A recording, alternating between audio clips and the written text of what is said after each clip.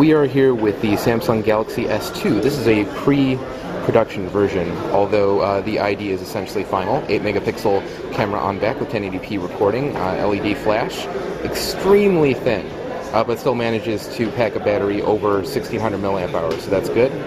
This is a just under 4.3 inch Super AMOLED Plus display, and it is extremely bright, although for the purposes of this video we have the brightness turned all the way down, so you can't get a good sense of that, but trust me when I say that it is extraordinarily bright. This is what Samsung is billing as TouchWiz 4.0. I'm going to show you a cool feature here. They've essentially brought back the widget drawer, which you might remember from very early versions of TouchWiz. If I bring up the widgets here on the home screen, we can get sort of a slider across the bottom that has some cool 3D effects.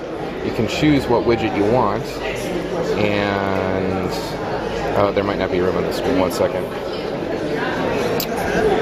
And come on, it'll let me do it. There we go. And you pick where you want to drop it, highlights the area that it's going to take up on the screen, which is nice, you know ahead of time. And boom, there it goes. There are 4 hubs that Samsung is installing on this device, obviously not a stock Google experience. You have Social Hub, Music Hub, Readers Hub, and Game Hub. And unfortunately, we can't demonstrate those for you because they don't have a network connection on this prototype here.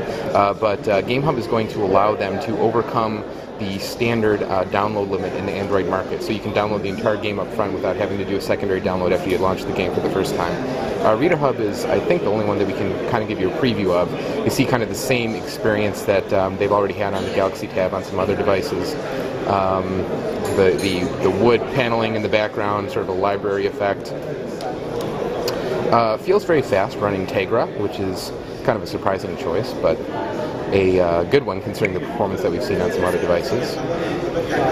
And that's about it. So that is a quick look at the Samsung Galaxy S2 launching later this month in Europe and Asia, and hopefully later in North America, although Samsung hasn't made any announcements yet.